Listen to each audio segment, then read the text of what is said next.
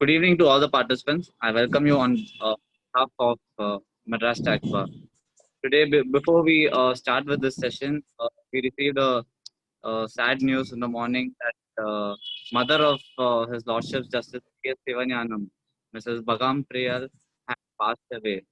So before we start with, I request all the participants to kindly observe a minute silence to pay our tributes to the departed.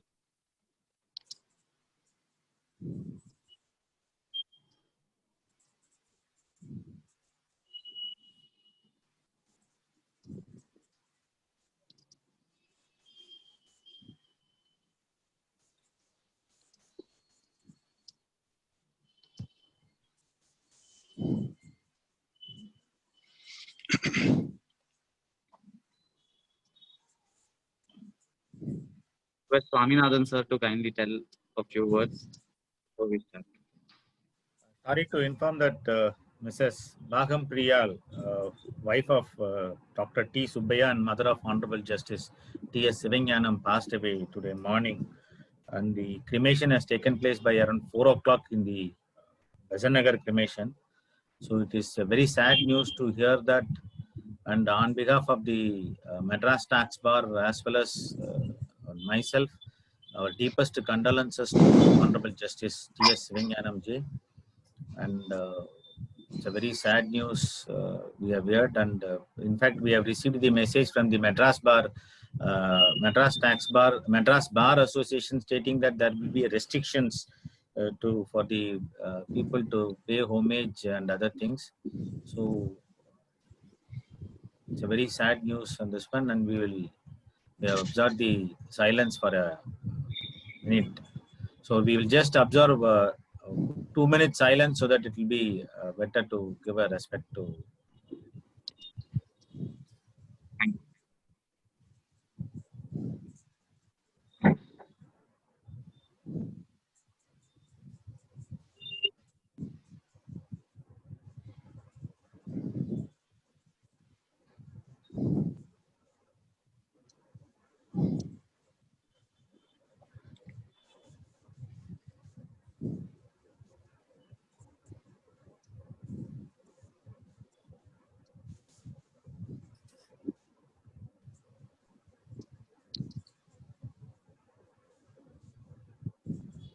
Thank you all.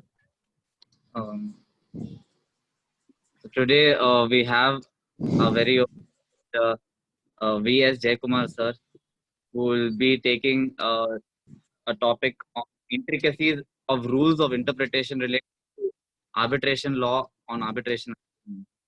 He will be giving us a short presentation on that, and at the end of the presentation, we will have the discussion also on the same topic.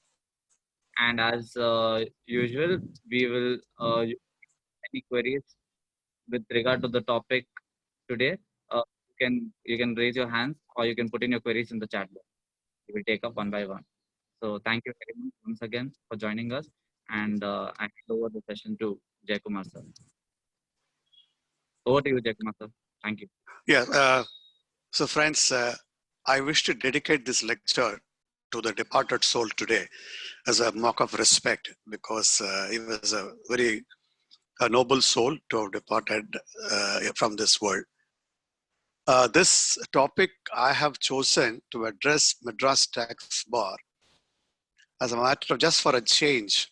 One, that we have been discussing all facets of tax laws, but today the in thing is arbitration law has even gone into tax field internationally, which is being talked upon, this Vodafone's case and a few international scenario. So with this background, I have great pleasure in giving this webinar. And this topic is of considerable importance to those participants here. And also to me, it's a learning process. In today's concept, the alternative dispute resolution is changing its concept into alternative dispute resolution. In other words, we are forced to think we want to go to mediation, you want to go to conciliation, you want to go to arbitration, or you want to have a compromise in various civil proceedings. So it's proper to call the concept of ADR not as alternative dispute resolution, but appropriate dispute resolution. In these days, you are able to find an interesting branch of law. Unlike our tax laws or civil law, it is not the law which decides the fact, it's a fact which decides the law. And every fact introduced in arbitration proceedings with my limited experience opens out a new vistas of interpretation of judges, judgments, and so on. This arbitration field is growing like a sea wave. It does not stop. It goes on ebbs and flows. It is said that it's not the wave that is dangerous, but the fear of the waves. So ladies and gentlemen, the fear of waves of law of arbitration is going to knock the doors of various courts. And in fact, I was part of the Nani Palkhiwala Arbitration Center, where we are able to find that nuances of arbitration day in and day out. Why day in and day out? Hour in and hour out. So broad theme of my lecture going to be is that what's the role of an interpretation of deed and legislation in conducting arbitration matters. To quote Oliver Wendell Holmes Jr., the young man knows the rules, but the old man knows the exceptions. Ladies and gentlemen, in this crowd, me and others were old. We know the exceptions. You, the young people, know the rules. May I request Mr. Swaminathan to give the PowerPoint slide wise. Interpretation, meaning it's an art of finding out the true sense of any form of words. A document is some writing which furnishes evidence or information about something. All deeds are documents, but not all documents are deeds. A deed, therefore, is a particular kind of document. It must be in writing, it must be signed, sealed, and delivered. A deed must either effect the transference of an interest, right, or property, or create an obligation binding on some person, or confirm some act whereby an interest, right, or property has already passed. Next slide, please. An interesting interpretation given by dynamic statutory interpretation by William Eskridge Jr. The law may be resembled to a nut which has a shell and a kernel. Within the letter of the law represents the shell and the sense of it is kernel, and as you will be no better for the nut if you make use only of the shell. So you will receive no benefit by the law if you rely only upon the letter. In other words, they say, don't go by the form, go by the substance. There are general rules of interpretation which I called out, and I want to pause here for a minute to show some of these slides will have a duplication of some points because I'm dealing with interpretation of deeds and statutes. Some rules may overlap, but on a different contextual platform. Rule number one, the meaning of the document or of a particular part of it is therefore to be sought in the document itself. For example, if I say construction contract, I also have to see, is it turnkey contract? So that meaning whether construction contract would apply to turnkey contract will be contained only in the document. This is the first rule. Second is the intention may prevail over the words used if they are capable of more than one interpretation. For example, I say goods, but I don't say materials. Whether goods includes material is because we're all tax lawyers, we have different interpretation possible. So in some places, goods may be relevant. Some places, materials may be relevant. Words are to be taken in literal meaning. For example, services. It will not be covered in item 2. Some words have to be literally understood in connection with the subject matter of the deed. Trade usages. Say, for example, you take Ayodhya, for instance, or Sabarimala, or the Trivandrum temple. The custom usage is used. When it comes to trade usages, we have to go by the trade language used in the particular trade. It might mean so many things in different nature of business, because every contract can have an arbitration. And if you start listing out internationally, each subject has got a different interpretation. If you take a construction contract, if you take an architect contract, you take hotel management, you take something else. So each have their own agenda. So now we come to item 5. False description does not harm or does not vitiate the deed. Lord Sumner and Eastwood case, say he adds this Latin maxim called falsa demonstratio non nocet. He says, I want to add something more to this document, this Latin maxim. He says it should be added as cum de corpore consent, which means when the thing is described with certainty, you have to take it. For example, if I say 30th February in an agreement, and at the end I say last day in a month, what Lord Sumner says is you ignore 30th February because there's no 30th February.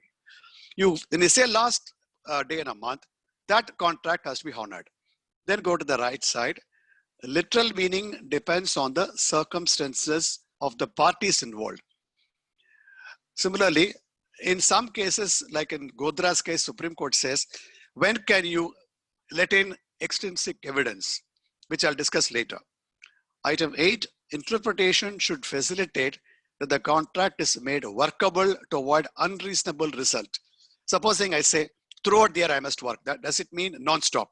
And these are all, you have to subject to labor laws, subject to pollution norms, and so many other legislation. So an interpretation should facilitate the contract is made workable from the angle of both the parties.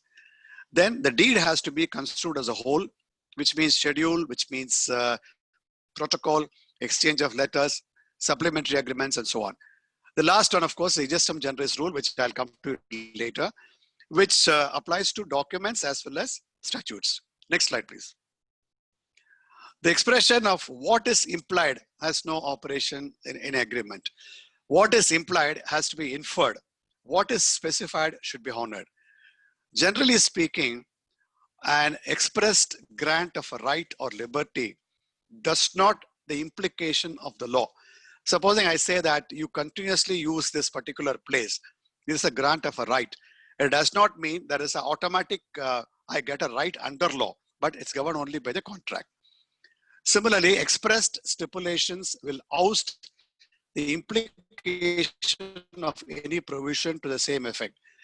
Supposing you say that women should not work beyond particular hours. You can't say that, no, it does not include men. So separate stipulation has to be given.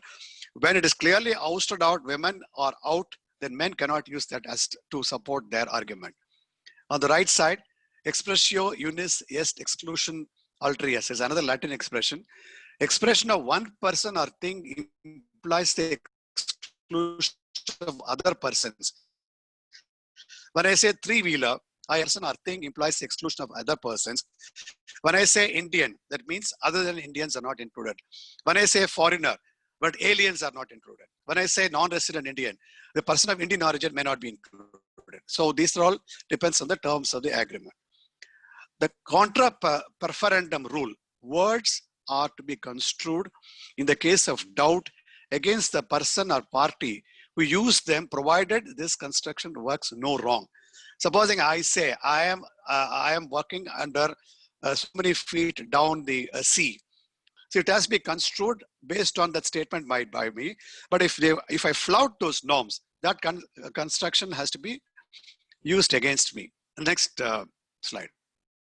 In a rule of interpretation of document, transaction contained more than one document. This is a very interesting thing.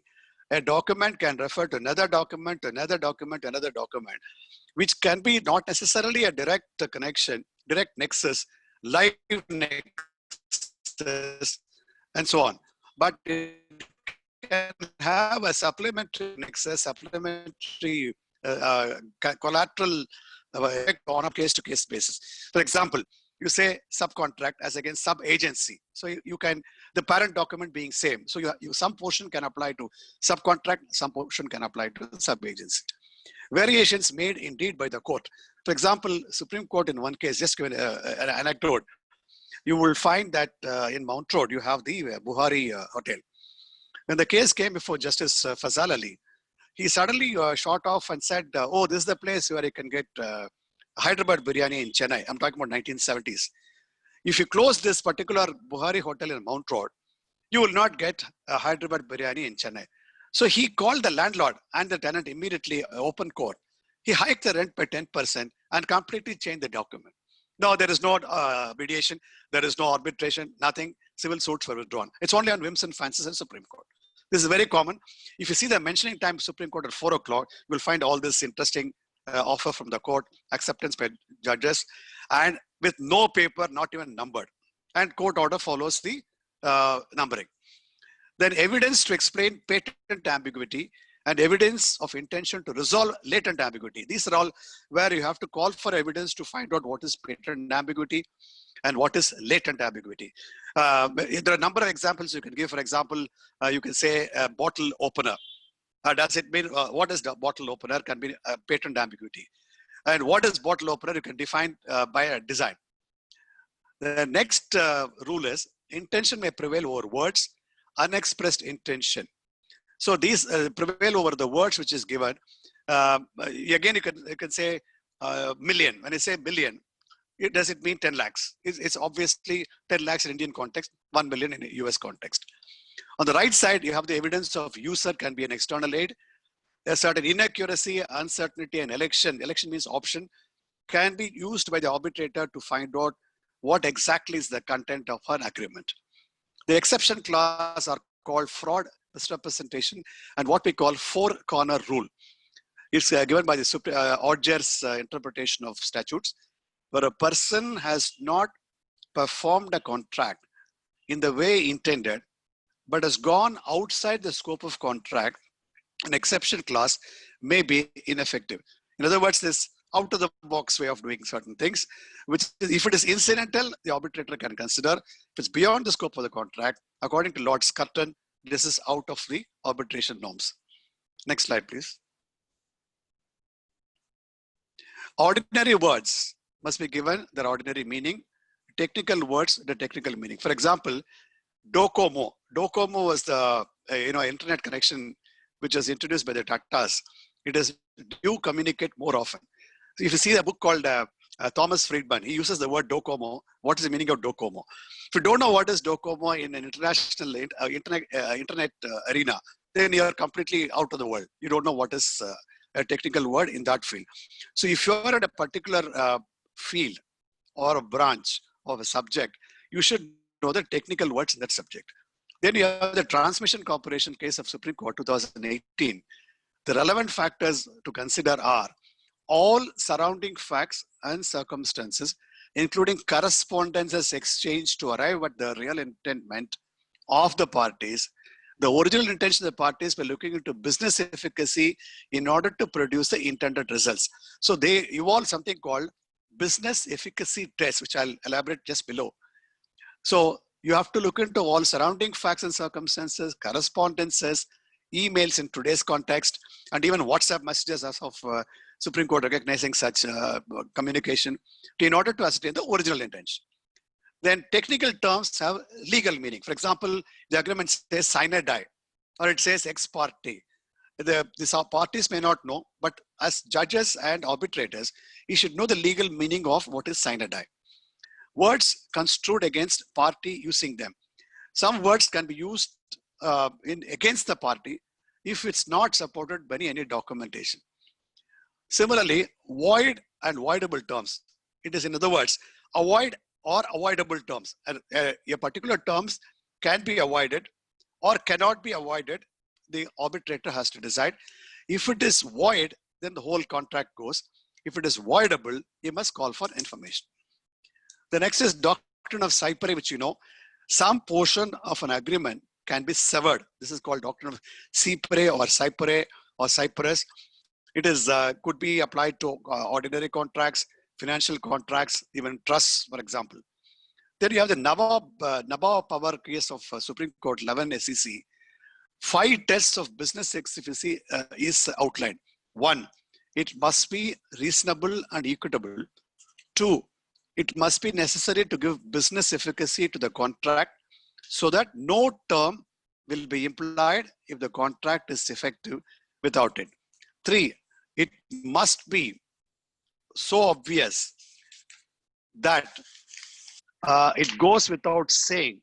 I'm reading from my handset here because I'm not able to read from the screen. Yeah, it goes without saying. And 3, it must be so obvious that it goes without saying. 4, it must be capable of clear expression. 5, it must not contradict any express terms of the contract. This is what Supreme Court outlines, reaffirms 3 SEC above and 11 SEC, 5 tests on business efficacy in the case of contractual matters before the arbitrator. Next slide, please. The principles of statutory interpretations are, because I am switching off from deed to act and act to deed, it will go on like that. An act must be construed so as to understand it as a whole. If you are dealing with an issue involving safe and FOBA, then you have to find out what is smugglers of foreign exchange and so on. So from the preamble to the end, you have to read it properly. For example, the latest 2019 Arbitration Act says an act further to amend the Arbitration Act. That is a preamble. Earlier in 1940, and they used the word an act to consolidate. So if you are handling any of the disputes in 1996 Act or disputes arising after 2019 Act or 2015 Act or 1940 Act, the preamble assumes the most important clue for the intention of the legislature. Number 2, words that are reasonably capable of only one meaning must be given that meaning, whatever the result. Example, the literal rule called he includes she. Of course, all of us know. Then if there is any dispute, you have to go back to General Clauses Act, because there's nothing called interpretation of act in India, unlike in Australia, unlike in UK, Netherlands, Singapore, and so on. There's another theory called dog did not bark canon, a principle. A presumption that prior legal rule should be retained if no one in legislative deliberations even mentioned the rule or question of changing it. In other words, it's called extrinsic legislative sources. See, for example, if an arbitration comes before the arbitrator for 1940 or 1996 or 2015 or 19, and some of the rules are time tested, not disoriented, then this dog did not bark canon be applied. Those particular enactment will govern the arbitration clause. Then you have on the right side, Igestem Generis rule, which I mentioned earlier.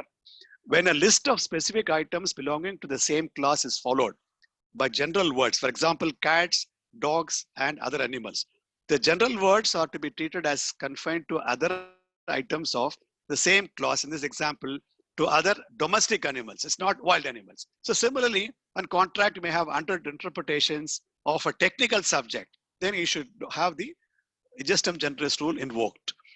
Then the rule of expression called unis est exclusion alterius. That is, inclusion of the one is the exclusion of the other. When a list of specific items is not followed by general words, it is be taken as exhaustive. For example, weekends and public holidays excludes ordinary weekdays.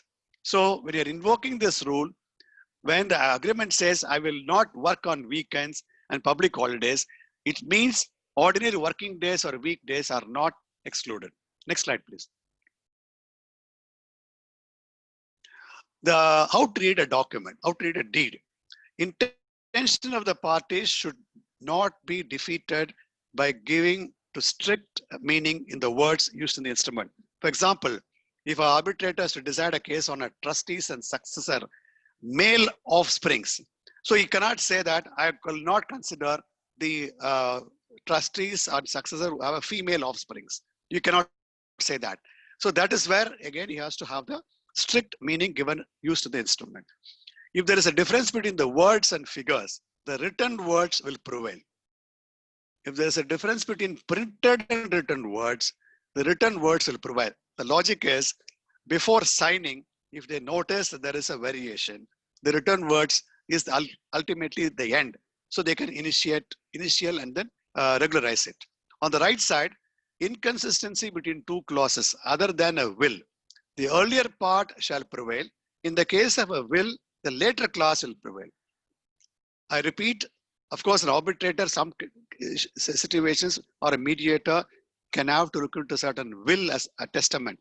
So he has to see, because that's why it is called last will and testament. The last clause will prevail. Whereas in other contracts, the true nature of the document will be seen from the contents of the document and not from the name given to it. For example, settlement deed or gift deed. Next slide, please. Rules of caution and circumstantial evidence. Document should be read strongly against the party preparing the same. For example, if nothing is borne on record, you bring an affidavit. Court cannot at its face value accept it, because if there is anything wrong, there can be a perjury, exposure for perjury. So it should be read strongly against the party preparing it, because there are no circumstantial evidence to support the content. Extrinsic evidence cannot be received to contradict, vary, and add or subtract from the terms of it. Example, oral partnership permissible in some cases in 1975 1 SEC. In Godrej Electric, subsequent communications can be looked into. So extrinsic evidence in today's context, even email, WhatsApp can also be looked into. Evidence under the Evidence Act strictly not applicable to arbitration law, but Section 92 Proviso 1, 92 Proviso 2, and 92 Proviso 3, what I have covered in the slide, you can use to the extent they are relevant, which I have mentioned here. Next slide, please. The usage and custom in evidence may be given to prove that the usage and customs by which incidents not expressly mentioned. Section 92 of the Indian Evidence Act, Proviso 5, can be used, though not fully applicable for arbitration. I want to pause here for a moment. Of course, I'll give the exact illustration and I pause for a moment. Evidence may be given of surrounding circumstances when the facts are such that the language used might have meant to apply to anyone and could not have meant to apply to more than one or several persons or things. On the right side, illustrations. Evidence may be given of facts which show which of these persons or things that was intended to apply under 93 Evidence Act. Example, A agrees to sell to B for ₹1,000 my white horse. A has 2 white horses. Evidence may be given of facts which show which of them was meant. So the usage, custom, as well as the extrinsic evidence can be used to arrive at some decision. Another interesting illustration on when a language used applies partly to one set of existing facts and partly to another set of existing facts, but the whole of it does not apply correctly to either. Evidence may be given to show to which these two was meant. Section 97 of the Indian Evidence Act. A agrees to sell B his land at X in the occupation of Y. A has land at X, but not in the occupation of Y, and yet he had land in occupation of Y, but not at X. So evidence may be given of such facts showing which he meant to sell. An arbitrator has to do this exercise. Next slide, please.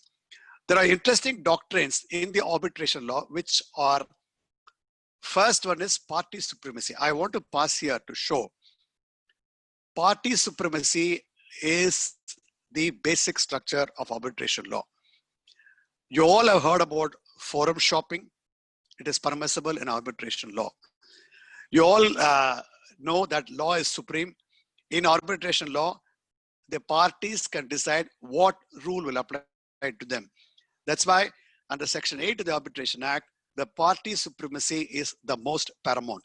The party who wants to go to mediation, arbitration, conciliation, is supremacy that prevails. That is why this law is very, very peculiar. And every fact arising from the party side, both parties, or impleading parties, or claim, counterclaim, they will have a supremacy to decide the jurisdiction and not the reverse. For example, in our conventional code, say for example, 260 of the Income Tax Act, it's all defined. This is what a court can do. In arbitration, though the arbitration is there, the act is there, it's only a guide, but the party supremacy that prevails. Number two is very interesting thing on public policy is narrowly defined. in the latest amendment made to Section 34 of the Arbitration Act. Lord Denning said, public policy is an unruly horse. You cannot control it. Now, internationally, this public policy has knocked the various courts, and ultimately it has come back to India. In Indian law, the language is very, very peculiar in Section 34. They use the very peculiar word. They say that fundamental policy of India. Now, assuming that I construct a building, I violate MMDA norms, then I go to arbitration. Then somehow the parties agree. They said, all right, we can finish it off. There's some via media done. Now, is it opposed to public policy? My common sense is, yes, it is opposed to public policy. When there is a violation, how can there be an arbitration?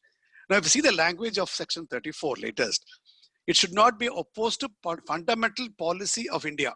Now, what is fundamental policy of India? Nobody knows. I mean, it's not very clear, not defined either.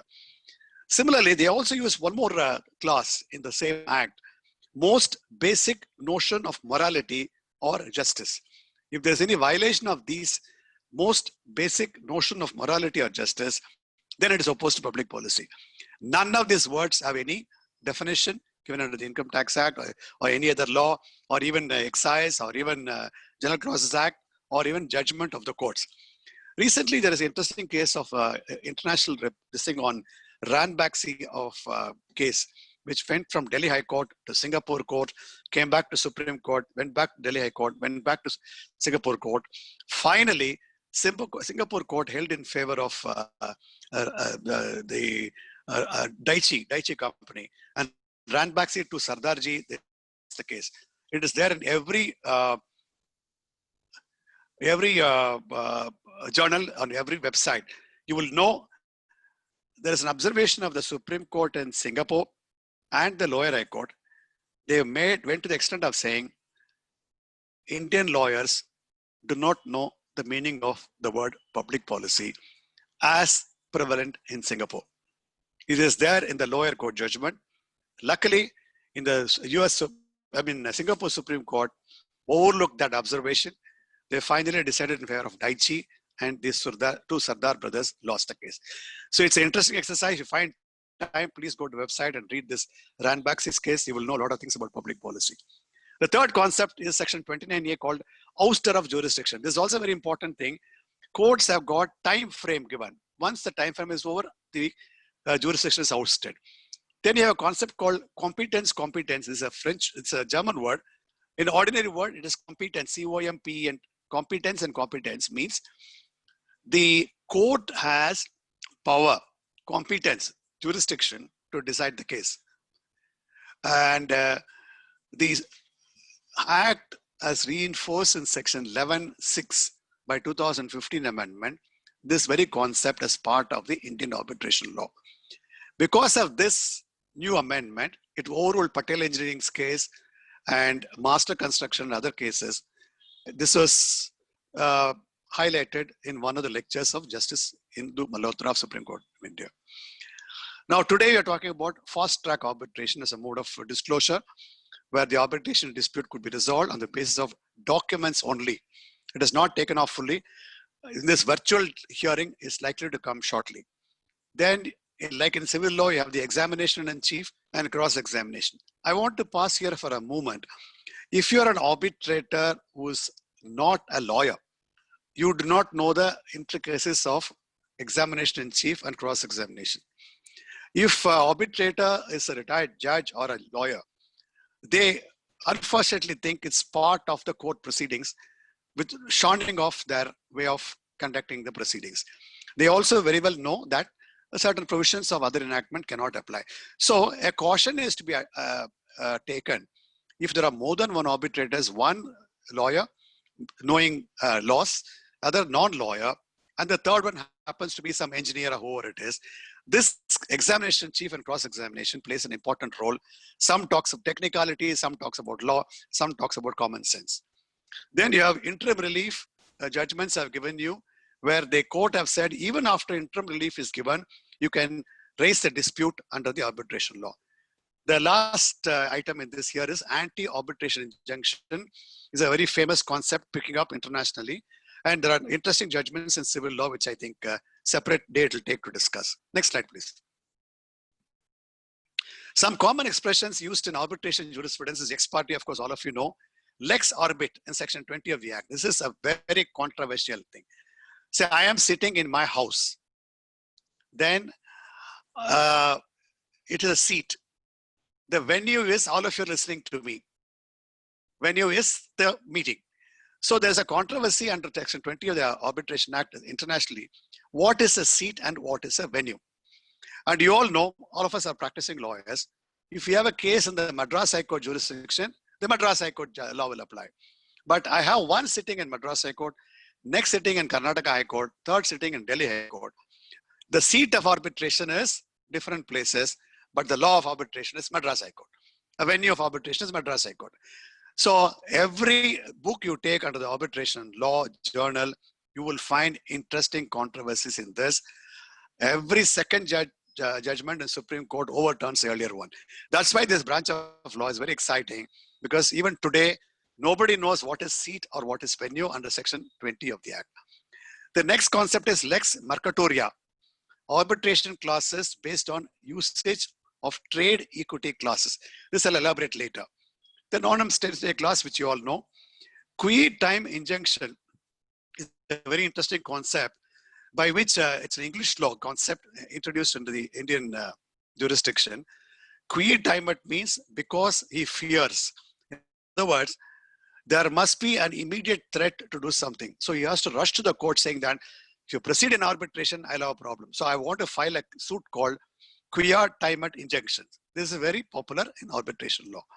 Then you have what we call umbrella clause in the bilateral protection treaties between India and international thing. Could be tax, could be so many other branches of law. What they call umbrella clause, with which refers to observance of undertakings given. What are the undertakings given? What we call as umbrella clause. The right side, you have a concept called amiable composito, notion of equity arbitration. Amiable composito and X, another Latin word, is made as part of the statute in section 28.2 of 1996, only through an agreement by parties. Parties should say, yes, I am bound by this. Only then that concept will apply. Equitable principles can be applicable. That's why this law is very peculiar. Even equity can be a matter of contract. That is a classical observation made in para 7 above. The de facto, de jure, all of you know. Functus officio, all of you know. Res judicata, all of you know. Estoppel, you know. The last one is what we call fork in the road provision. A fork in the road provision, in the context of bilateral treaty, preclude investors from switching fora jurisdictional bar is the consequence. See, when you are saying one contract, I will take Karnataka as the base. Supplementary contract, I'll take Chennai as the base. That is called forkul. Some interesting cases are there, which of course very few I'll mention. Perkins I will mention. Perkins is a case where there is a conflict of interest by the managing director appointing an arbitrator. Supreme Court says if there's a conflict of interest and the benefit is will go to the appointer, then he should recluse himself. It's a very controversial, hot topic even today. Then you have the Hindustan Construction Company, where section 87 was struck down by Supreme Court with retrospective law. This will be relevant to what our friend Hari did it before the first court today of retrospective usage. This judgment may be of use to him. And there are other judgments. I don't want to waste your time because they're very case-oriented, facts-oriented. Next one, please. Next slide. At this point of time, I want to tell you this 2019 Act in Schedule 8 have defined what is qualifications and experience of arbitrator. I was reliably told that this schedule cannot be implemented. That's why they have not notified it yet, because the way they have scheduled to show that an arbitrator should know science, he should know art, he should know law, he should know accountancy, he should know mathematics, he should have common sense, and you should all be a dull-headed. If you see that particular qualification, section 43J, now no person can be an arbitrator.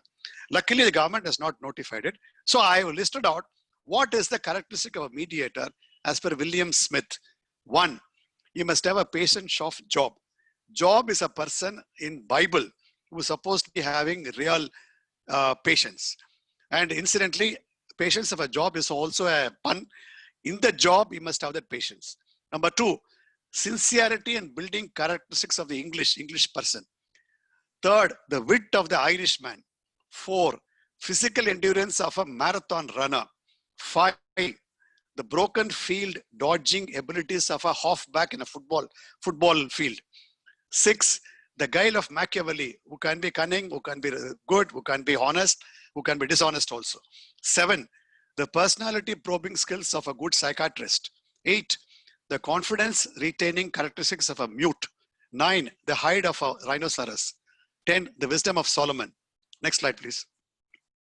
The demonstrated integrity and impartiality. 11, 12, basic knowledge and belief in the negotiation process.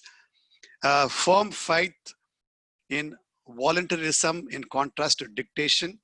Fundamental belief in human values and potential tempered by ability to assess personal weakness. Hard-nosed ability to analyze what might be desirable. Sufficient personal drive and ego qualified by willingness to be a self-effacing. This is the ideal arbitrator. Next one is, what are the facets in arbitration process? General rules of interpretations are crucial. Non-exclusive arbitration agreements have to be borne in mind. We should also bear in mind the scope of exceptions and which law should apply to which interpretation of document. Next slide, please. Possible arguments on choice of law. This is very interesting, very interesting. That is choice of law internationally or even domestically applied only to the underlying contract. Will it apply to all other supplementary contract? So every supplementary contract should refer to this particular clause or reincorporate that particular clause in the supplementary clause. Otherwise, the choice of clause can be based on doctrine of Cypre ignored. Second supplementary agreement can be ignored. So second proposition is, however, this could have been disputed as the parties probably wanted to extend the choice of law clause to all provisions of the contract. Then they should say so in the agreement. Lastly, it does not seem to sustain that arbitration agreement and choice of law clauses are established in favor of only one of the parties when there is no express indication or evidence of this. So they should be expressed and not implied. Next slide, please. An important aspect is this correct development of international commercial contract is a uniform enforcement. Which law to apply, which country to apply, which language to be used, what language you should not use. Should there be English translation for all cases? So there are arbitrations internationally in France, only French law may be applicable. They will insist on French translation. In Commonwealth countries like Singapore or even Paris or London, they have their own language issue. The second proposition is direct application of the Judicial Enforcement Forum. See, there is a peculiar agreement between Tamil Nadu Electricity Board and another organization in Chennai. They said the Singapore arbitration law will apply. Parties have signed it. The question was, will Indian law apply or Singapore law will apply? It is a time-tested case. Every judgment in the Supreme Court also supports that. Because of party supremacy, I can choose any law I want.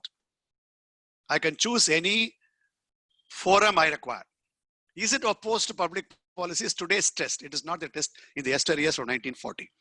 Third proposition, it is relatively clear that the interpretation of international arbitration agreements should not be governed by the law of the Judicial Enforcement Forum. For example, I can't say FBI and CIA will take over and keep quiet. That is not the way to look at it. How do I enforce? Decree is not the test. Implementation is not the test. It is the main law.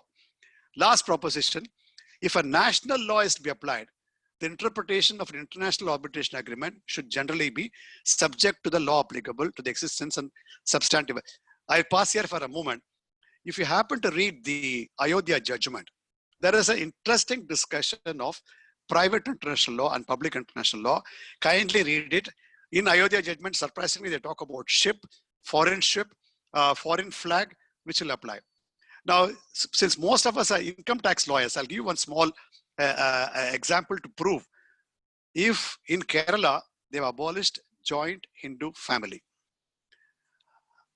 which means every asset in Kerala is only individual property. I'll give you a classic example. My client is in Chennai. Another client is in Kerala who are brothers. Of the same property, in Kerala, you will file an income tax return as individual. In Chennai, you will file it as a HUF return. PAN numbers are different, Aadhaar numbers are different. Because of the abolition of the law of situs in Kerala, I have to invoke private international law to justify my stand in Chennai, which is opposed to the law of situs. So this is, by the way, and it is not resolved, only one judgment is yet to come. This slide, page 21, the approach would be to produce uniform results in international regime. International commercial arbitration agreements are be construed in accordance with general principles of contractual interpretation according to these judgments. Dominant methodology are two of these principles will come in the next slide. Dominant methodology. Next slide, please. The two rules are, first, the broad interpretation principle requires the tribunal, that is arbiter, refrain from using a strict or literal approach. This same word all of us knew every day applying the rule of interpretation, we know that. But in internationally, this is one of the primary rule. Second rule is the effective interpretation principle requires that when faced with more than one possible intended meaning, the arbitral tribunal choose the interpretation that both gives a specific effect to the words used and preserves their effectiveness rather than that which renders them useless or nonsensical. Supposing there is a word called spirit. I may mean liquor, he may mean philosophical. So the word spirit, this arbitrator has to really work out philosophical in the sense motivating the employee. Spirit means liquor. In the liquor trade, the arbitration can be between the employer and employee. So item number 2, the interpretation should preserve their effectiveness. These are the case law. The last proposition in this slide is the tribunal must look beyond the literal context of arbitration clause to ascertain the parties' real intentions and give effect to them. These are the judgment. Next slide, please.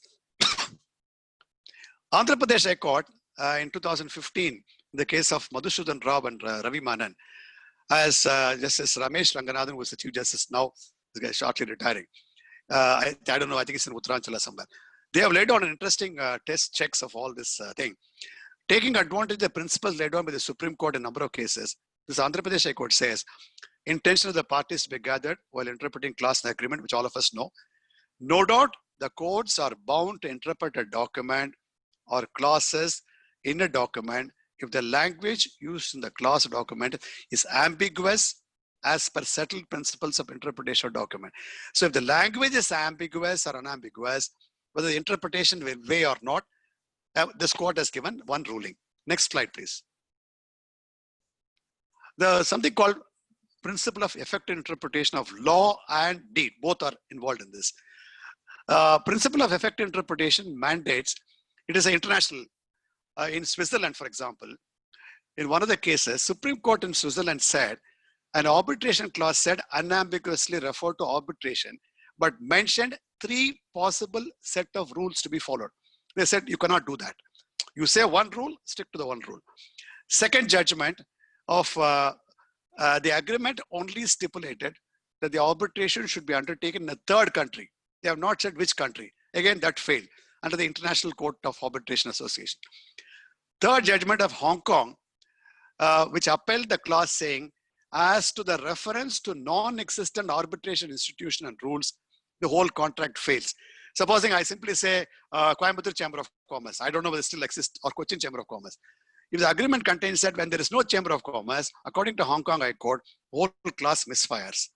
The last one is the defective portion of the clause can then be ignored instead of completely defeating the parties' intention to arbitrate disputes according to this judgment, which is nothing but a law of Cyprus, which is recognized by our Act. Next slide, please. Sometimes you use the word dictionary meaning to interpret. My question number item 2 is, what does the words meaning mean? When you say I mean, meaning the mean, because for example, Income Tax Act, there's a peculiar provision called interest. Section 218A or something says interest means interest. So you are begging the question, when I want to know what is interest, they say interest means interest, which they narrate the situation. So that's why if you see in mortgage law and all that, they say money is what money does. Once a mortgage, always a mortgage. What do their terms mean? So the words mean in dictionary can have a different interpretation. So third proposition here is, does it mean the literal meaning of the words used, or does it mean the meaning of the writer of the words had in mind? What is his intention? Whether it means either 1 or item 2, the process would be that in class 2, intention has to be ascertained by reference to the words used to express it. Unexpressed intention has not to be considered, but courts can consider. That is the problem. As I told you about Buhari's case, court can mend the relief. Next slide, please. Modern law of interpretation is twofold.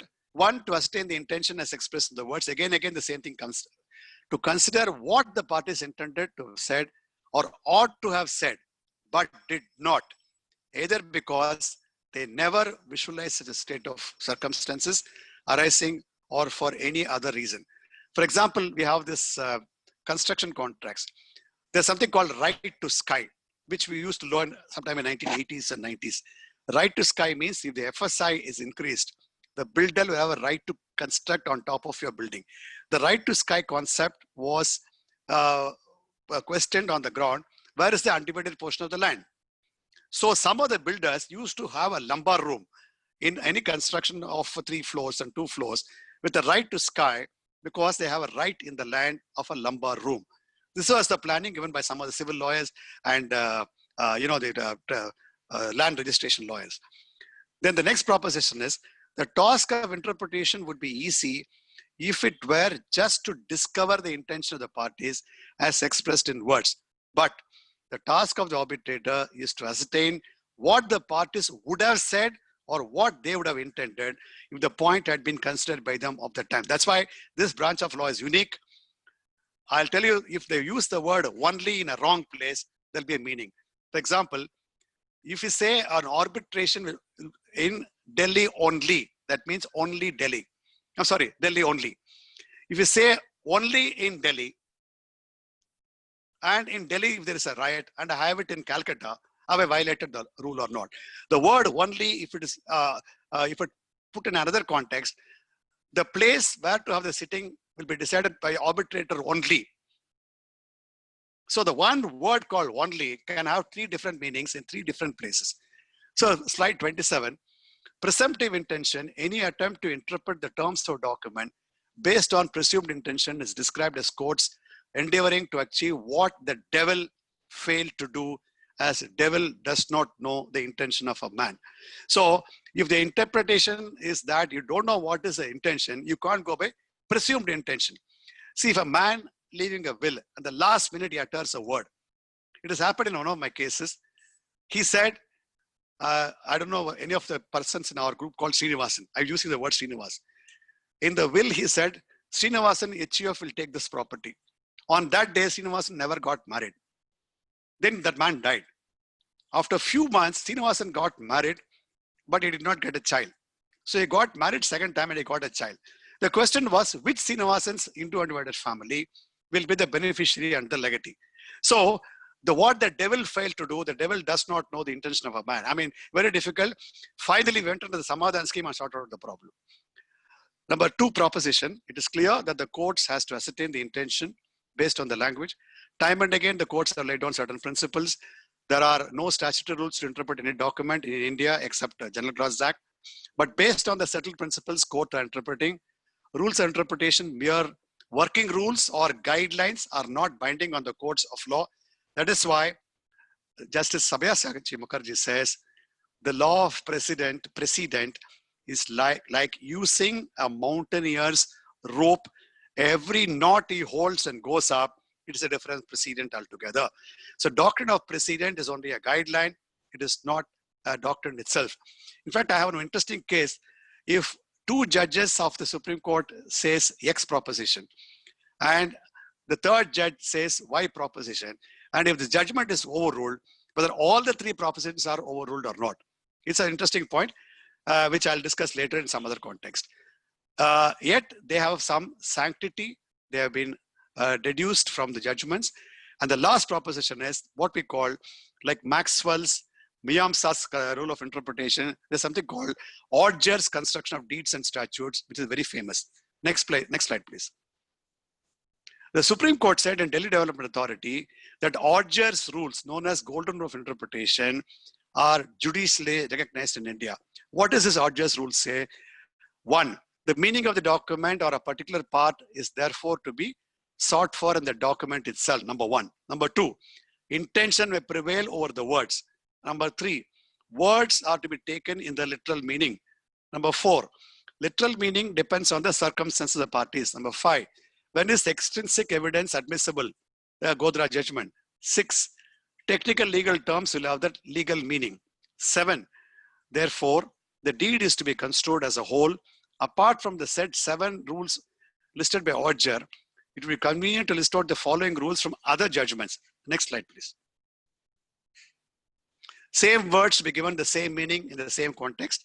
Harmonious construction, which I've given you, a citation of 2008 SEC. Contra preferentum rule. This is very interesting. Contra preferentum rule, if 2 interpretations are possible, the one favorable to the party, this is a contract, this is not tax laws. If the one favorable to the party who has drafted the contract and the other against him, the interpretation against that party has been preferred, not applicable to commercial contracts. This is a little peculiar. I saw this judgment. They say that this particular proposition will not apply to commercial contracts. I don't know for which class it will apply, but they say if 2 interpretations are possible, the fellow who drafted should get the preference. Item 11, if 2 interpretations of a contract are possible, the one which helps to make the contract operative. This is a judge-made law by the Madras High Court in 1978. Courts and arbitrators should reasonably understand the contracting parties' minds and intent. So this seems to be a very practical judgment in 1978 Madras. Item 12, in case of conflict between printed clauses and type clauses, which I've given you an example earlier. The next slide. The special words will exclude the general. Rule of interpretation of which I've told you about unis est exclusion. Nocitus socias, you know. Ejusdem generis, you know. Place of punctuation interpretation, you all know. Then from the rule stated above, when the language used in a document is unambiguous, conveying clear meaning, the court has to interpret the document taking into consideration of the literal meaning. Where there is ambiguity, then only the question of interpretation comes by the court, and the words are not clear or intentions are not this thing, the court will step in. Next slide, please. Therefore, the language used in document is unambiguous. The words used in the document itself will prevail and not the intention. Then I think I'm repeating this same slide. This is Subbarav's thing. Next slide. Analysis of words. This I told you about may, can, and shall. Next 3 slides, I will show you how each judges have understood the word may, can, and shall. Go to the next slide, please. Next slide. In KK Modi's case in Supreme Court, considered the attributes or essentials of elements of an arbitration agreement. It was held that a clause in the contract can be construed as an arbitration agreement only if an agreement to refer disputes or difference to arbitration is expressly or impliedly spelled out from the clause. Further observed that the intention of the parties to enter into arbitration agreement shall have to be gathered from the terms of the agreement. Also held that where there is a mere possibility of the parties agreeing to arbitration in future as contrasted from an obligation to refer disputes to arbitrator, there is no valid and binding arbitration agreement. They're elaborating here. Guidelines noticed in the court judgments are relating to valid arbitration agreement have been laid down in 5 CC 2007 in Ramesh Chandra's case, where the clause provides that in the event of dispute arising between the parties, dispute shall be referred to arbitration is an arbitration agreement. This is very clear. But where the clause relating to settlement of disputes contain words which specifically exclude any of the attributes of an arbitration agreement or contains anything that detracts from an arbitration agreement, it will not be an arbitration agreement. Next slide. Further, in some of the following judgments, the courts have examined as to whether the use of the may or can in the arbitration clause can render the parties to arbitration. The courts have relied upon the above cases and listed in Linde Heavy Trucks case of the arbitration clause of the agreement contained that in case either party may require that the dispute be referred to for resolution by arbitration. The Supreme Court said, laid down the principle that if the agreement between the parties provides that in the event of any dispute, they may refer the same to arbitration, such clause would not constitute a binding arbitration agreement. Again, the Supreme Court said the above clause envisage a fresh consent. This is most important. That is something like a specific performance for specific performance. You have to have a fresh consent for arbitration, which is too far-fetched. Supreme Court said you cannot do. Last line. Accordingly, it was held, above clause contained the word may does not constitute a binding arbitration agreement. Again, in another case of Wellington so-and-so, an arbitration agreement prescribed that, next slide please. Mere use of the word arbitration or arbitrator in a clause will not make it an arbitration agreement if it requires or contemplates a further or fresh consent of the parties. So again, the same point repeated. So simply I'm saying arbitration, that's not enough. I must say, I am going to arbitration, a positive statement. Second clauses. Such clauses merely indicate a desire or hope to have the arbitration dispute. Next slide, please. In some of the following recent judgments, again, the Supreme Court enumerated the position. And I think it's a repeat of earlier I said that. I think repeat, just pause. Next slide. In Gopal Das case, that in case of any dispute arising between us, the matter may be referred to arbitration, mutually agreed upon and acceptance to you and us. It was held that a fresh consent is again required, even this type of wording. In Jodhi Brothers case, the Calcutta High Court said, in the event of any dispute arising out of this contract, the same can be settled by arbitration held by a Chamber of Commerce at Madras. Their decision shall be binding on the buyers and the sellers. Holding that the arbitration clause extracted above was not a valid arbitration clause, the Calcutta High Court held the word can, by the most liberal interpretation, only indicate a possibility. It only means this, that after the dispute has occurred, parties may go to arbitration as an alternative method of settling the dispute instead of going to the courts. But that means that after the dispute has arisen, the parties will have to come to a further agreement that they shall go to arbitration. Next slide, please. In PowerTech, Supreme Court said, reiterated the law on the subsistence of an arbitration agreement, but also, in addition, looked into particular facts and specified an additional factor to establish the existence of an arbitration agreement. The dispute resolution clause provided any dispute arising out of his purchase contract shall be settled amicably within the parties through an arbitrator in India/UAE. The court held there exists the consensus ad idem between the disputed parties to amicably settle the dispute or settle through arbitration in India or UAE. Also, notwithstanding judgment in Jagdish Chandra's case, the correspondence between the parties signifies that the petitioner invocated the arbitration, etc. Now, I'll tell you this interesting judgment of Supreme Court recently. I can have a two-tier arbitration. One-tier arbitration in India, second-tier arbitration in France. This slide. Thus, along with the requirements of the factors to be determined, the existence of an arbitration agreement, court in this case also enumerated. In Castrol's case, the court said, though the arbitration clause used the word shall have the right, court held that the said wordings are only optional in nature. Further held, unless there is a definite intention, so ultimately it is the intention of the parties going to the, that is why again and again I'm repeating, party supremacy. That is the mantra or basic structure of this act.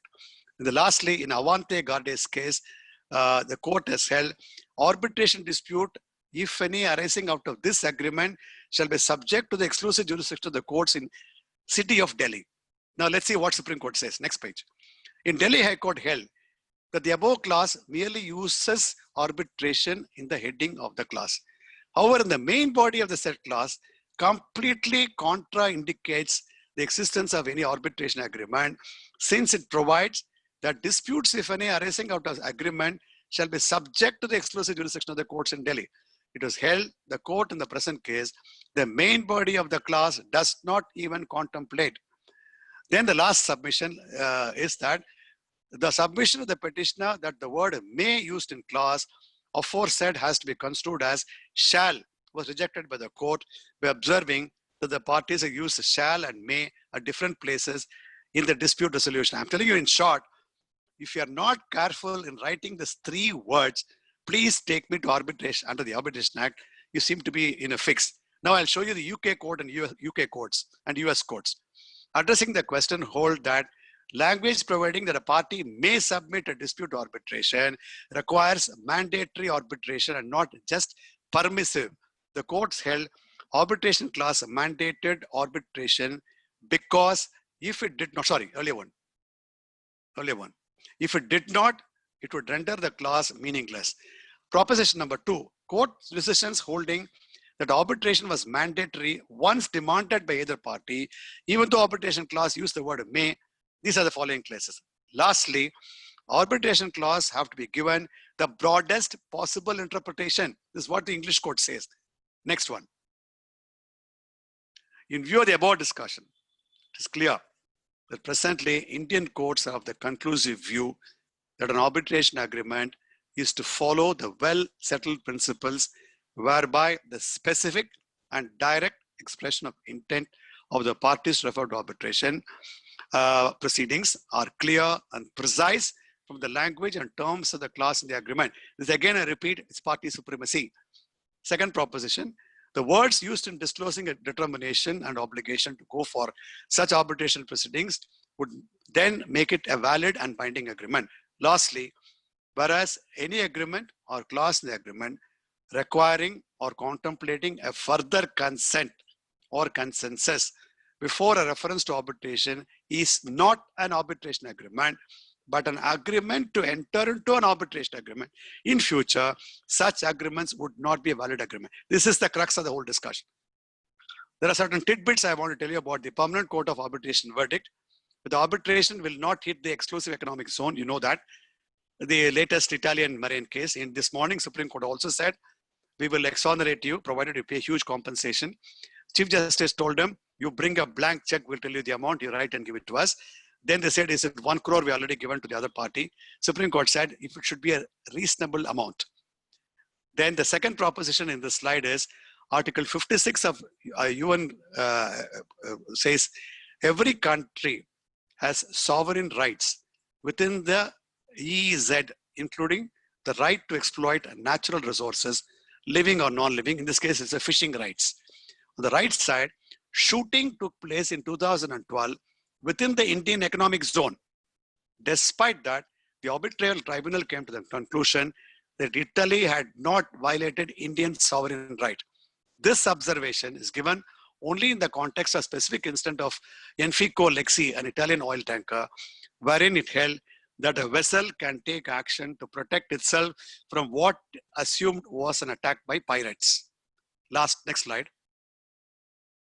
In conclusion, a famous arbitration lawyer by name Richard Hill from Switzerland says, 2 persons have a legitimate claim to an orange, but neither of them is willing to accept half the orange. If the claim is resolved in accordance with the judicial paradigm, one of them will get some portion, possibly none of the orange, and the other will get the remaining portion. But then a mediator is called in, who asks each person what they intend to do with the orange. The first person answers that she intends to use the rind to make perfume, while the second answers that she intends to use the pulp to make orange juice. Hence, the mediation process yields a solution that is fair and better, satisfies the interests of the parties than could any solution based on adversarial process. So with this, I conclude my presentation. I think I've taken most of your time. Thank you very much.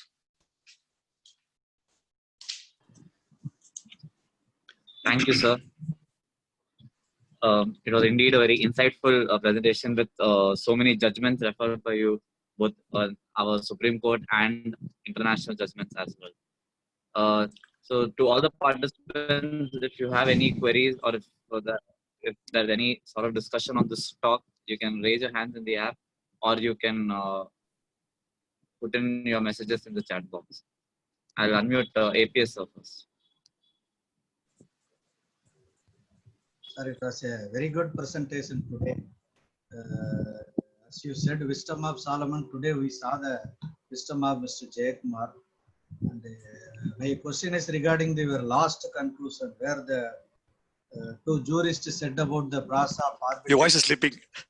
Oh, am I audible, sir? Yeah, now Yes, sir. Now you're audible now.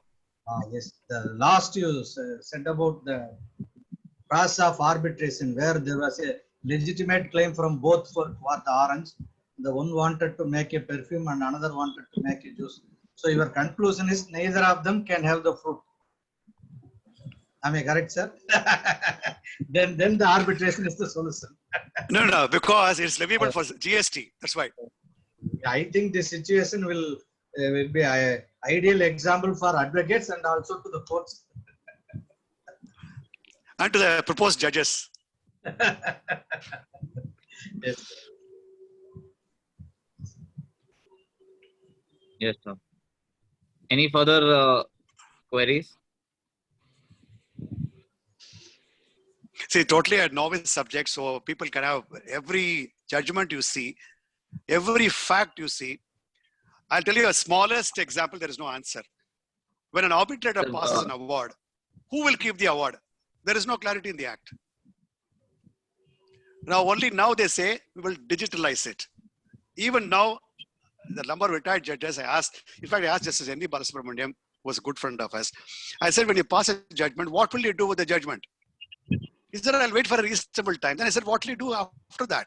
He says, if one of them go to court, I'll take the entire bundle and give the copy to the litigant. Then I asked him, is it right? Where is the guidance under the act? He said, there's no guidance. What will I do with the thing? So supposing that particular judge passes away, will the legal heir keep it? So there is, even today, you just tell me any provision in the Arbitration Act, who will keep the original? They will take two Xerox and two copy, give it to both sides. Tomorrow, if the matter goes to High Court or Supreme Court, they say summon the original award. Whose responsibility is this? That's why this law is a peculiar law. I understand how to resolve this, sir. Whether a registry, like a depository registry, will exactly. That is what you're right. That is why latest law. Yes. Latest law says that.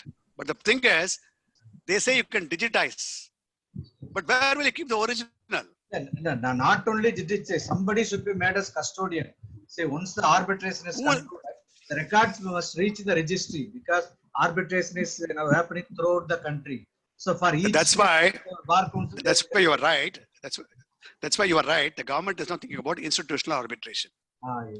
I'll give you one example. In Bombay, one of the income tax department told the Reliance people, please produce the original of TDS certificate. Reliance said, we have stored the entire TDS original in about 200 kilometers away from Bombay in a storage place. They said, you produce tomorrow morning. They brought some 200 lorries and said, yes, these are the originals. See what you can do with it. So they found it not practical even to call the original of TDS certificate. So now people are evolving, as you correctly put it, an institutional arbitration like a lumbar room or a cloak room. Like in Palkhiwala Foundation, we are also planning. But still we are not sure who will pay the charges of the cloak room. How long you will pay? How many years? Supposing it's stone, some termites. Whose responsibility is it? So nobody wants to take responsibility. What happens in the civil court earlier in 1940? You lodge the award in the court. It becomes a part of the court order and court records. And Madras High Court is court of record. Forever it should be there. In district court, it's there. But in this act, 96, 15, 19, there is no guidance. One small example. Another example. One of the parties does not come for the first hearing.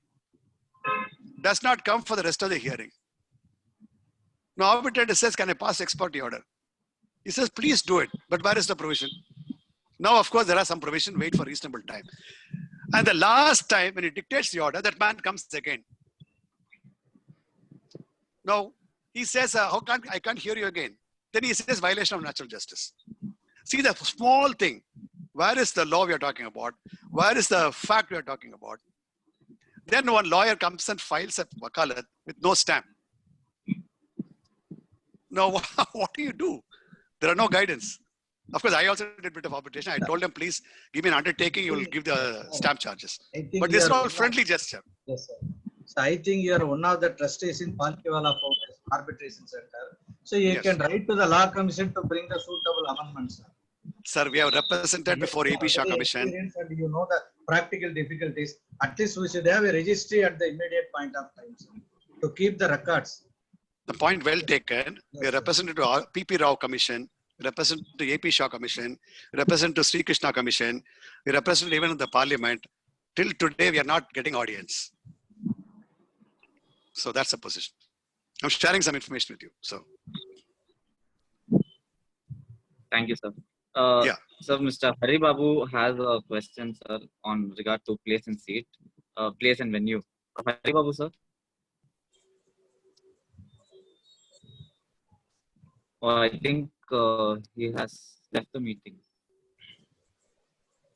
so place and venue is very peculiar, and I'll tell you, it's very, very ordinary word. What is a seat? Swaminathan is sitting in KK Nagar, no? Swaminathan, you're sitting in KK Nagar? Alasaravakam. Okay, Parsavaka. Now, next he goes to Bangalore and has another sitting. What is a seat? Where is the venue? Just I'm asking 2 words. Tell me the answer. Where is the seat? Where is the venue? So the venue is place of arbitration. Arbitration. Seat of Now, where is the law? There is no law guiding you on that. See, supposing I have a meeting in Delhi, I'll tell you exact Delhi. Let's say Taj Mansingh. That is a venue. But when I go there is no room. So they say go to another hotel. That is a seat. So what is a seat and what is a venue? Big controversy in that whole world. Rohinton Nariman says one thing with great respects. He overturned several judgments. This is Bhanupati. Before retiring, she passed another judgment. Because what they said was, this case happened in Salem, Erkard or someplace. They said, we'll have it in Salem or we'll have it in Punjab. So the goods have left Salem. They filed a case in Salem subcourt. Supreme Court says, no. Where the goods are delivered, it's not gone to the other party. You go to Punjab. So the party supremacy, party are very clear. We know the jurisdiction. Goods have gone, delivered, some problem. We are not able to decide these 2 words. Internationally, not even here. Internationally, same problem. Or the latest judgment says, sir, Hardy exploration. No, Hardy exploration. After Hardy, a number of things have come. After Hardy explorations also, that's why I told you the Ranbaxy. Take Ranbaxy. In Ranbaxy, as I told you, Mr. Harish Salve appeared in the lower court. You read the lower court judgment. Then matter came to Supreme Court. Some statements were made about him. He wanted to expunge the remarks in the Supreme Court in Singapore. Supreme Court permitted him to appear. Gopal Subramanian appeared for the other side. Gopal Subramanian won the case. Harish Salve lost the case. You read the entire judgment on side, seat, or arbitration. Internationally, it sounds very nice. In India, it's not possible to implement. I think law will evolve on its own. Only when you become a judge. It is sure, sir. Yes. What So about anything that else, famous case of Balco, sir, on this place and venue? See, I'll tell you what. After Balco, then if you want me to reel off so many cases, I can, but I don't want to because that itself will take 2 days to argue. In fact, we had 14 years, last 14 years, 6 years we had seminar only on the same topic. 6 years, international lawyers. Nobody came to consensus. Everybody said, you're right. We'll say cause of action. We will say where you bought the stamp paper. Somebody said where the arbitrator sat. Somebody said where the judge sits. So it's absolutely chaotic law. And as I mentioned to you in the beginning, it's a sea of wave. You please start practicing in arbitration law. It is not the waves you are scared. It is the fear of the waves. The waves will go on and on and on and come. And the same thing, that is where I'm asking, who will keep the document? Who will keep the award? If you're engaged today, they'll throw you out tomorrow. Again, you'll be re-engaged. Everybody will have different number of things. In fact, in Delhi, when we had a Palkewala Center, one hearing, 50 lawyers come with the juniors. 100 people will come for one arbitration. 3 arbitrators. We must have, it's like a mega thing. And one man, just like what Prithvi is controlling us, they'll say mute, unmute, mute, unmute. It's like a theater. That's why this is a very interesting law. There is nothing called arbitration bar in India. We have recently started, but there is nothing called full-time arbitration bar in India. That is a grievance. Yes, sir, I think anything more? Haribabu has come, sir. Haribabu has joined. I'll just well,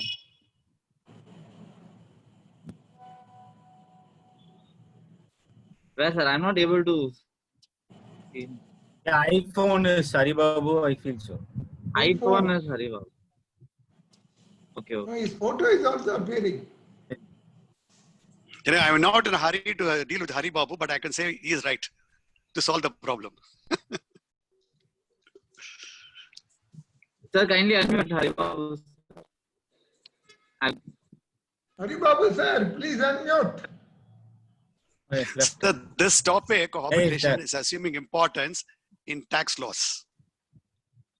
So Again, I think his mic is we on. tax lawyers should from now on know what is this international arbitration.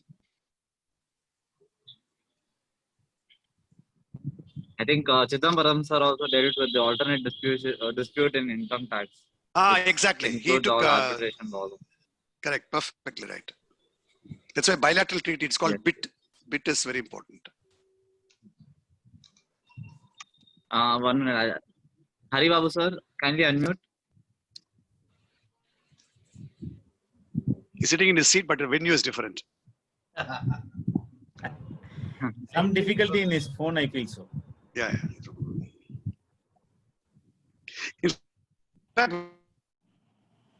we're asking the same question.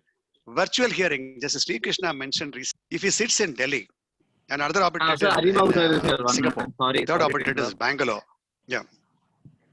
Haribabu sir. Sir, can you?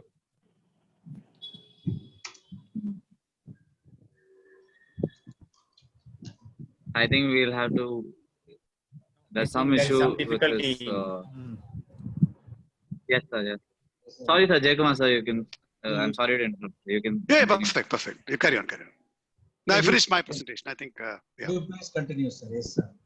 No, I finished my presentation. I can give you more anecdote, but it's not worth wasting your time because each case is different. You will reserve for another session, sir. No, I'll give you one example. Supposing the act says an arbitrator should charge only 10,000 rupees. If he charges more than 10,000, is it contempt? If he charges less than 10,000, is it contempt? If he says, I don't want to charge, is it contempt? Sir, I think that you can report it to the registrar of the courts in which, because it is only referred through the court only, no, so that we can refer it the matter to the registrar or something like that. He is charging more amount. The arbitrator. If it's more, you're right. If it's more, it's okay. Swaminathan does a free job for me. Is it contempt? I believe you have to take money. You have to take money. Then you gift it to me. It's a different thing. But you have to take money. You can't do without it. So if you read the languages section. Sricharan sir has a question. Sricharan sir. Sir, I'm practicing on a lot on the arbitration side these days because of the state matter. Then you can. Then you should answer yourself. No, not at all. So since the discussion was on, since you had posted, and it was a very nice session because, like, we always share our knowledge. One thing that is in common is we learn every time when the other person speaks and we listen. So I got a lot of insights from what you spoke as well. So just my 2 cents on what you just mentioned about 2 things, the award, the preservation of award, and the portion where you mentioned about the fee. Yes. So about the award, I mean, because now again, the High Court at this point in time is trying to come up with the rules. If you see the original side rules for the 1940 Act in our High Court, under the original side rules, we have rules. but it has not been subsequently been amended post the 1996 Act. So now the suggestion is going on as to with regards to rules of procedure as regards post the arbitration proceeding, that is under section 34 and 37 of the Act. Now, as regards the preservation of the award, what the suggestion that I had earlier written and some of them were also discussing is this, because if you are a regular to Justice M. Sundaraj's court, this is a frequent question which comes up about the preservation of award, and he comes very heavily down upon people wherein the arbitrator, especially these finance arbitrations, where there will be one person who sits inside the finance company's organization itself. There'll be 100 arbitrations in a day which is going on. And if the arbitrator is going to pass on the award to the, say, for example, the finance company itself, he comes down heavily on those people. So the answer I feel academically is this. So there is a time limit for filing the 34 petition, which is 90 plus 30 under the 34(3) of the Act. So 120 days thereafter, 36 of the Act says that the award becomes enforceable as if it were a decree. Correct. So when the arbitrator passes the award, he parts with the original itself. So that what we file in the registry is in fact the original that the party receives from the arbitrator. So he will make 2 copies of the originals and he will file it in the registry. So that is what we take it out for the purpose of execution proceedings. But the curious point is after 34, under section 37, which is now going to be again a debatable topic, there is no time limits prescribed under the Act. And Correct. Now recently in 2020, Justice Nariman's bench has passed an order saying that the analogy which is applicable under 34 should also be carried on to 37. So I feel the time limit is 120 days. And if we take the civil law into consideration, the arbitrator can probably hold it for about 3 years, considering the fact that you enforce your money decree for a period of 3, beyond which limitation will kick in. So the suggestion beyond that which we what you have will made do? is, Beyond which Sorry? what you will do? Beyond the 3 years. I mean, you cannot hold because the arbitrator is the master of the procedure. Like you said, there are many. The Act is silent as regards many things, including this. So, since the arbitrator is the master of the procedure, for example, if it is going to be the Aegis of the Madras High Court Arbitration Center, which has its specific rules, again, it does not talk about preservation of the award, but it will talk about preservation of the records. So, the question is, you hold it for a period of 120 days. And thereafter, write to the Registrar General. If 34 gets filed, then you transfer it to the Registrar General, because I don't think with the finance arbitrations that are going on, it is possible to hold the award. So on that front, I think there is a gray area, but it's kind of getting covered today, sir, is my respectful observation with how laws evolved. As regards the fees, now the 4th schedule of the Act is a model fee which is now come into being. That is the 4th schedule to the Arbitration Act, which is only a model fee. But again, the law has evolved in the last 1 year, where Delhi High Court said that it is binding. So when an arbitrator, the same point that you raised, they had an agreement, the parties had an agreement stating that the central government guidelines will govern the fee. Thereafter, the arbitrators increased the fee because it was determined in 2003. This was in the case of Gayatri Jhansi and National Highways in another case. Supreme Court said that that cannot be a reason to terminate the mandate of the arbitrators. They were only nearly wrong. So therefore, he said that, again, the point that you mentioned, party autonomy is what rules the roost. The arbitrator cannot decide. So now the suggestion is, in the next Act, in the 2019 Act, 4th schedule cannot just be a model fee. And there is an inclusion under section 1114, which says that the fee has to be in line or consonance with section, the 4th schedule. So this is as regards. So I just wanted to share, sir. It was lovely seeing the interpretation that you had brought out in terms of. Thanks a lot for this. Thanks a lot. Pleasure. Thank you, Sri Charan, sir. It was nice hearing from you all. Thank you. I think we have. I'll just give one last try with Hari Babu, sir. He's been messaging me. Hari Babu, sir. No, it's not working. So one interesting question is, supposing there's an arbitration, I want to go back on that. Like any other case, we can say not pressed and get away with it. In arbitration, you cannot do that. It's very common sense. Like, for example, every day we are considering in the court, sir, I'm not interested, withdraw my case. In arbitration, you just cannot do it because you created enough aura in the other man's rights. Supposing I give you a dirty word at your face, I uttered my words. That's all. Called retrieval. Similarly, in arbitration, the question is, can you say not pressed in arbitration? I mean, this is very smallest question. There's no answer. That's why. Yeah. So a very interesting Yes, branch sir. of law, but highly confusing. In fact, they always they always tell me whether lawyers should choose this or ACS should choose this or anybody should choose this. I really don't know who should choose this branch of law fully. Yeah, thank you so much. So I request Swaminathan sir to kindly tell the closing remarks and then a winning session after this. Swaminathan sir, over to you. Yeah. Thank you, Prithvi. Sir, Jay Kumar sir, thank you very much. Wonderful presentation on the intricacies of arbitration and other things. And in fact, you have now put a ball that what are the problems? The seat, in fact, I have done one arbitration. Now only I think of that. What is the seat? What is the venue? All these things, and you have done a wonderful program, sir. And more programs should come from your end, sir, on these topics. Best thing is you carry your own chair. Your seat is assured. So about venue, I can construct venue. We can have it in Shantivikas, Sukhanivas, Achola, wherever you want. Let the physical court start. I'll give you coffee. Thank you very much, sir. On behalf of the Madras Tax Bar, I thank you very much, sir, for the wonderful presentation on the arbitration. Nice of you. Thank you so much. Thank you. Pleasure. Thank you, Swaminathan sir. Thanks, and Anand. I thank once again to all the participants for joining us today. We will be uploading this channel in our YouTube, this program in our YouTube channel also. So thank you. Please stay safe and take care of yourselves and your family. Thank you very much. Thank you.